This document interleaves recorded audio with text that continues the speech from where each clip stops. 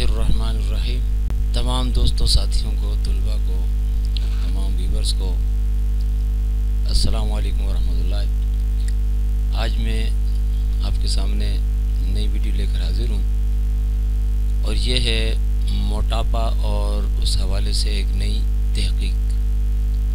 ये चंद दिन पहले एक रिसर्च इंटरनेशनल साइंस की जो वेबसाइट्स हैं उन पर एक रिसर्च शाया हुई है मोटापे के हवाले से, यानी गोया इसका एक क्या नुकसान है, वो नुकसान मज़ीद सामने आया है। तो मैं ये आपके सामने ला रहा हूँ ताकि हम अपने दोस्तों को, साथियों को, अपने तुलबा को, अपने घर के उन अफराद को जो मोटापे का शिकार हैं उनको इससे आगाह करें और वो अपने आप को नुकसान से बचाएं। तो ये क्या तहकीक सामने आई है, जिस्म की ज़्यादा चर्बी सोचने और यादाश्त की सलाहियत को कम करने का ख़तरा है। यानी ये मोटापा सिर्फ जिस्म में वज़न का इजाफा ही नहीं है, जहाँ दीगर मसाइल ये पैदा करता है वहाँ जदीद रिसर्च के मुताबिक ये गोया हाफ़ज़े को भी कम करता है और सोचने समझने की सलाहियत को भी कम करता है। अब ये रिसर्च कहाँ शाया हुई है और इसकी तफसील क्या है, आइए इसकी तरफ जाते हैं। तो नई तहकीक से पता ये चला कि बालिगों में कम इल्मी फ़ेल जैसे प्रोसेसिंग की रफ्तार के लिए ज़्यादा जिस्म की चर्बी एक ख़तरा है। कम इल्मी फ़ेल यानी जहाँ दिमाग को इल्मी काम करना पड़ता है, फ़िज़िक्स, केमिस्ट्री, मैथ, इस जैसे उलूम और या दीगर मुश्किल सोच व फ़िक्र वाले काम करने पड़ते हैं, उनमें इंसानी दिमाग की प्रोसेसिंग की रफ्तार जिस्म में ज़्यादा चर्बी जमा होने से कम हो जाती है। प्रोसेसिंग की रफ्तार से क्या मुराद है, तो ये भी समझ लें। देखें, जब हम किसी मसले को हल करने की कोशिश करते हैं तो हमारे दिमाग के अंदर एक तरीक़ाकार चलता है। दिमाग उस मसले के हल को सोचता है और जवाब हमारे सामने लाता है। इसमें कुछ वक्त लगता है। तो ये जो किसी मसले का हल दिमाग सामने लाता है और इसके लिए वो जो अपने अंदर ही अंदर प्रोसेस चलाता है, तरीक़ाकार चलाता है, ये सुस्त हो जाता है। मैं तो खुद चूँकि टीचर हूँ तो मैं इस चीज़ को ज़्यादा बेहतर समझता हूँ और डॉक्टर भी हूँ अल्हम्दुलिल्लाह। तो मिसाल के तौर पर बच्चों से हम जब क्वेश्चन करते हैं तो कोई बच्चे फ़ौरन किसी सवाल का जवाब दे देते हैं और कुछ बच्चे सोचते हैं और सोचने के बाद जवाब देते हैं। मसलन अगर किसी स्टूडेंट से सिर्फ इतना ही पूछ लिया जाए 7 9 तो वो सोचने में लग जाता है और थोड़ी देर के बाद जवाब देता है 63। और कुछ ऐसे होते हैं फ़ौरन बता देते हैं 63। अब ये जवाब तो दोनों दुरुस्त दे देते हैं, लेकिन एक फ़ौरन देता है, एक कुछ सोच कर देता है।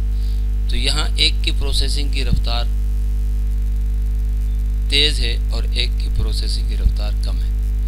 इसी तरह जब हम किसी के सामने कोई मसला रखते हैं जिसमें सोचने की ज़रूरत है या दिमागी सलाहियत की ज़रूरत है, तो कुछ लोग मसले का हल जल्दी बताते हैं, कुछ लोग देर से बताते हैं। तो ये प्रोसेसिंग की रफ्तार कहलाएगी।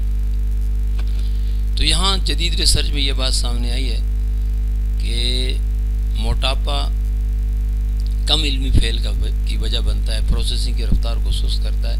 तो ये डेंजरस चीज़ होती जा रही है।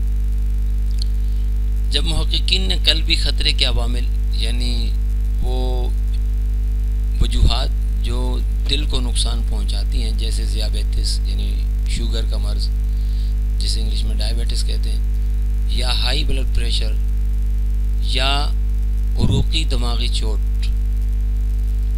ये इन सब को उन्होंने मद्देनज़र रखा तो बात ये सामने आई कि जिस्म की चर्बी और कम इल्मी स्कोर के दरमियान ताल्लुक बाकी ही रहा।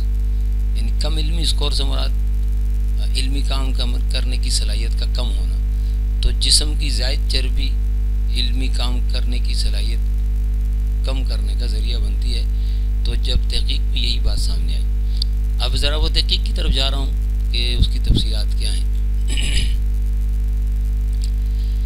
जो स्टडी की गई है उसमें 9166 शुरका को शामिल किया गया और उनकी जिस्म की कुल चर्बी का अंदाज़ा लगाने के लिए बायो इलेक्ट्रिकल इम्पीडेंस तज्जिया किया गया, जिसके ज़रिए उनकी चर्बी का अंदाज़ा लगाया गया कि उनमें कितनी चर्बी है।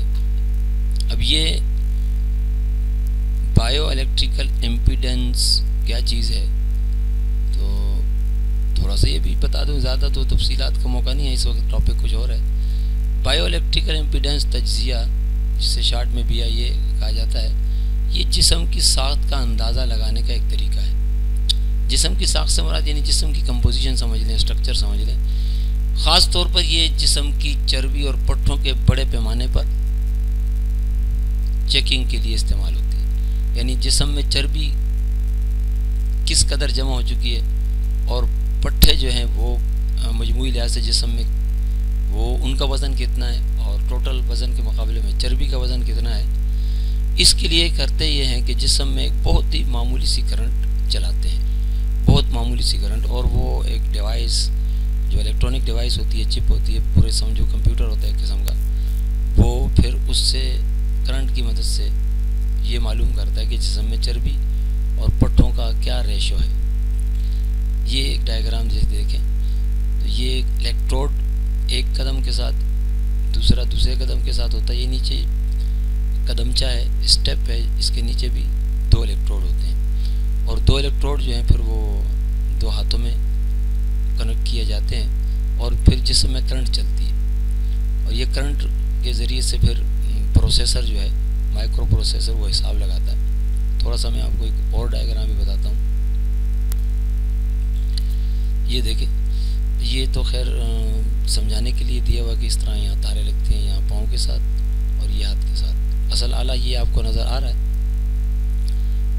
ये दुरुस्त आला, इसमें ये नज़र आ रहा है इसके पाँव की जगह बंदा यहाँ खड़ा होता है, एक पाँव यहाँ रखता है और ये होल्डर है, हाथ में लिए जाते हैं दोनों, एक दाएं हाथ में एक बाएं हाथ में। तो दाएं पाँव से करंट चलती है, यानी दाएं हाथ की तरफ, और बाएं पाँव से बाएं हाथ की तरफ करंट चलती है और जिस्म की चर्बी और पट्ठों का, गोश्त का हिसाब लगाया जाता है कि इसमें क्या रेशो पाई जाती है। तो ये तरीक़ाकार यहाँ इस्तेमाल किया गया और इसके साथ साथ 6733 शुरका ने, यानी जिन लोगों पर यह तजर्बा किया गया, पहले वाली तादाद थी 9166, मज़ीद 6733 शुरका पर मकनातीसी गूंज इमेजिंग यानी मैग्नेटिक रेजोनेंस इमेजिंग का तरीका उन पर अपनाया गया। इसे शार्ट में MRI कहते हैं। MRI मशीन आप लोगों ने बड़े अस्पतालों में देखी होगी, दिमाग की MRI वगैरह की जाती है। हमारे यहाँ जना अस्पताल में कराची में मौजूद है और इसके अलावा सिविल हॉस्पिटल में भी मौजूद है। ये देखें, इसकी एक डायग्राम दिखा देता हूँ, ये शायद आपको याद आ जाएगा। ये देखें, ये बड़ी शानदार डायग्राम है और ज़बरदस्त मशीन है। ये मैंने खुद भी देखी है करीब से और एक दफ़ा अपने बच्चे को भी लेकर गया था जिसे दिमागी चोट लगी थी और ये बिल्कुल सही अंदर की कैफियत चोट के बारे में बता देती है। ख़ास तौर पर दिमाग पर चोट लगने से जो रगें फट जाती हैं तो उसका सही पता चल जाता है। तो ये MRI मशीन कहलाती है। तो इसको भी इस्तेमाल किया गया। तो इसके ज़रिए से क्या मकसद था कि आज़ा के गिर्द पेट की चर्बी की पैमाइश की जा सके। इसके ज़रिए भी काम लिया गया 6773 अफराद पर। ये जो आज़ा के गिर्द चर्बी अंदरूनी तौर पर पाई जाती है, इसे जो है असबी चर्बी का नाम दिया जाता है। और MRI ने उरूकी दिमागी चोट, जिसे इंग्लिश में वास्कुलर ब्रेन इंजरी भी कहते हैं, उसका भी जायज़ा लिया। वेस्कुलर ब्रेन इंजरी, दिमाग के वो इलाके होते हैं जो दिमाग में खून के बहाव में कमी से मुतासर होते हैं। अब वो खून में कमी से मुतासर चोट लगने से भी हो सकता है, इंजरी वैसे भी ज़ख्म को कहते हैं। तो इसके अलावा मिसाल के तौर पर ब्रेन हेमरेज वगैरह हो जाए तो उससे भी दिमाग में एक किस्म का ज़ख्म हो जाता है, और जहाँ खून जमा होता है तो उसके प्रेशर से दिमाग का कुछ ना कुछ इलाका मुतासर होता है। तो MRI के ज़रिए ये सारी मालूमात मिलती हैं। तो यहाँ 6733 अफराद पर मकनातीसी गूंज इमेजिंग MRI सिस्टम को भी इस्तेमाल किया गया।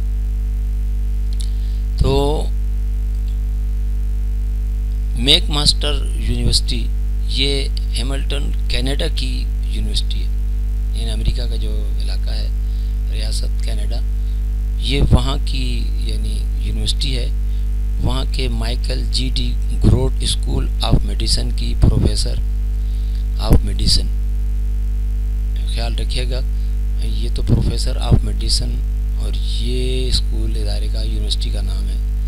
तो और हैमिल्टन हेल्थ साइंस में वेस्कुलर मेडिसिन की माहिर मुसन्निफ़ा, प्रोफेसर ऑफ मेडिसिन और हेल्थ साइंसेज में वेस्कुलर मेडिसिन की माहिर मुसन्निफ़ा सोनिया आनंद ने कहा है कि हमारे नताइज बताते हैं कि जिस्म की बहुत ज़्यादा चर्बी को रोकने या कम करने की हिकमत अमली इल्मी अफ़ाल को महफूज रख सकती है।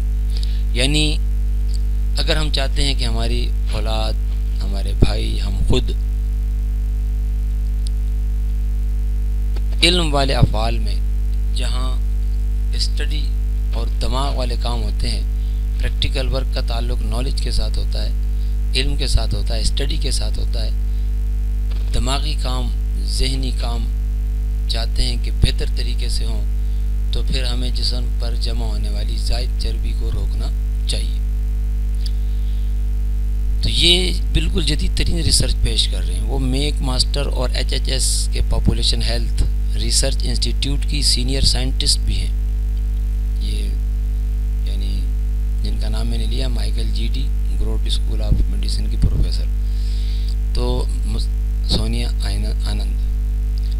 तो इनका नतीजा जो इन्होंने इतने अफराद पर किया वो यही है कि ज़्यादा चर्बी दिमाग की ताकत को कम करती है। और आपको हैरत अंगेज़ बात समझ लें या जो भी समझें, मैं ख़ुद जो तवील अरसे से पढ़ा रहा हूँ तो मैंने भी तुलबा को ऑब्ज़र्व किया है, और मैंने पहले ही इस बात को नोट किया है कि वो तुलबा जिनका वज़न ज़्यादा होता है, अक्सर साइंस को समझना उनके लिए मुश्किल होता है। फिज़िक्स, केमिस्ट्री, मैथ जैसे सब्जेक्ट उनके लिए भारी होते हैं बहुत ज़्यादा। हाँ, अगर मामूली वेट ज़्यादा हो उससे तो कुछ नहीं होता, लेकिन जिनके वेट वाक़ईतन बहुत ज़्यादा होते हैं, मैंने अक्सर उनको अपने तुलबा को नोट किया कि वो बहुत ही मुश्किल महसूस करते हैं दिमाग के इस्तेमाल को। उनके लिए समझना फिज़िक्स को, केमिस्ट्री को, मैथ को, बायोलॉजी को एक बार अजीम होता है, यानी बहुत मुश्किल काम होता है, बस वो फंस कर पढ़ रहे होते हैं। और ये अभी जदीद तीन रिसर्च जो बैरून मालिक की है आपके सामने है, ये भी वही रिज़ल्ट दे रही है जो मैंने खुद ऑब्ज़र्व किया। तो हमें चाहिए कि हम इस तरफ तवज्जो दें और ख़ुद को, अपने दोस्तों को, घर के अफराद को ये नुकसानात बताएं ताकि हमारी नस्लें, हमारे भाई इस नुकसान से बच सकें और अपने दिमागी काम में तंदुरुस्त हों। इसके अलावा शरीक मुसन्निफ, उनके साथ काम करने वाले इरक इस्मत एक न्यूरोलॉजिस्ट हैं और साइंसदान हैं, साइंटिस्ट हैं, और यूनिवर्सिटी ऑफ कैलिगरी में क्लिनिकल न्यूरो साइंसेस के एक एसोसिएट प्रोफेसर हैं। उन्होंने कहा है कि इल्मी अफ़ाल को महफूज रखना बुढ़ापे में डिमेंशिया से बचने के बेहतरीन तरीक़ों में से एक है। यानी दिमाग की इल्मी सलाहियतें, दिमाग की इल्मी ताकत, सोचने समझने की सलाहियत को बाकी रखना बुढ़ापे के ज़माने में डिमेंशिया जैसे मर्ज से बचाने में मुफीद है।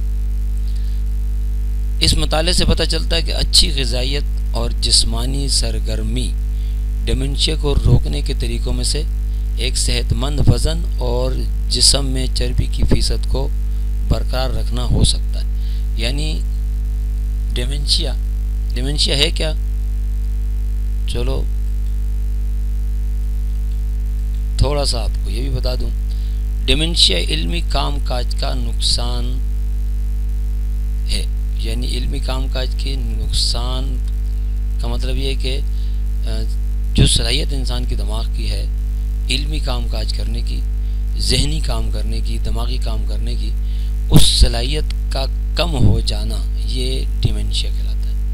सोचना, याद रखना और इस्तदलाल यानी किसी बात की दलील पेश करना, रीज़न बताना, समझना, ये सलाहियत जो है कम हो जाती है वक्त के साथ साथ बुढ़ापे में जाकर, तो इसे डिमेंशिया कहा जाता है। इस हद तक कि ये किसी शख्स की रोज़मर्रा की ज़िंदगी और सरगर्मियों में मुदाखलत करता है। यानी इसके नतीजे में इंसान की रोज़मर्रा की ज़िंदगी, मामूल की ज़िंदगी तक मुतासर होती है।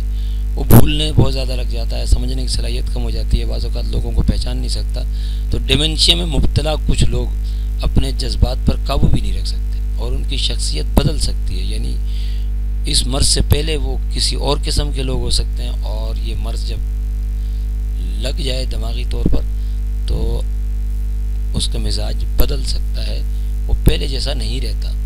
तो इस मर्ज़ से बचने के लिए भी ज़रूरत इस बात की है कि अच्छी ग़िज़ाइयत और जिस्मानी सरगर्मियों को भी बढ़ाएं और साथ साथ सेहतमंद वज़न जिस्म का रखें। सेहतमंद वज़न से मुराद ये है कि बहुत ही वज़न कम भी ना हो और वज़न बहुत ज़्यादा भी ना हो, अपनी लिमिट के अंदर रखें और जिस्म में चर्बी की परसेंटेज को बाकी रखना भी ज़रूरी है, उससे ज़्यादा ना हो।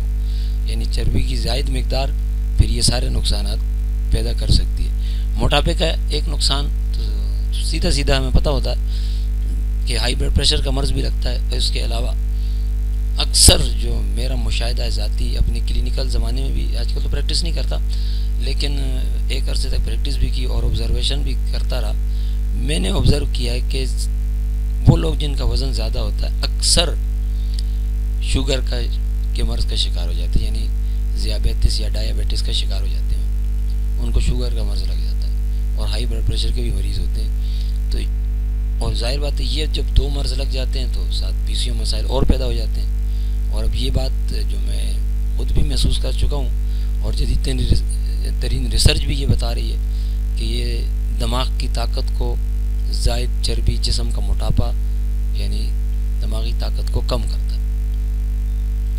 तो ये आपके सामने है, अब हम इसको यानी इससे फ़ायदा उठाएं इन मालूमात से। अब आखिर में ये भी बताता चलूँ कि शुरका की उम्र 30 से 75 साल के दरमियान थी। यानी जिन पर ये तजर्बात हुए, जिनका जायज़ा लिया गया, उनके दिमागी सलाहियतों का, उनके जिस्म की चर्बी का, जिनसे ये बात सामने आई, ये 30 से 75 साल के दौरान के लोग हैं। और इनका जो एवरेज उम्र आ रही है वो तकरीबन 58 साल थी। इनमें 56% 56% जो है से ज़ायद ख़वातीन को भी शामिल किया गया। ये लोग कनाडा या पोलैंड में रहते थे। अक्सरियत सफ़ेद फाम यूरोपीय नज़ात थी। तकरीबन 16% दीगर नस्ली लोग थे उसमें शामिल और मालूम दिल की बीमारी वाले अफराद को खारिज कर दिया गया था। यानी देखें ये सारी मालूमात उन्होंने दी हैं। उन लोगों को शामिल नहीं किया गया जिनके बारे में पहले से मालूम था कि इनको हार्ट डिसीज़ हैं, वो शामिल नहीं किए, बाकी लोगों को शामिल किया गया। मुख्तलिफ रंग व नस्ल के ज़्यादातर उन्होंने सफ़ेद फार्म लिए और उम्र की 30 से 75 साल के लोगों के लिए। तो यही नतीजा सामने आया है कि मोटापा दिमागी सलाहियत को कम करता है। उम्मीद है कि आप मैं इस मालूमात से फ़ायदा उठाएंगे और इस वीडियो को अपने दोस्तों को, साथियों को शेयर करेंगे। अब इजाज़त चाहूँगा। अल्लाह हाफिज़।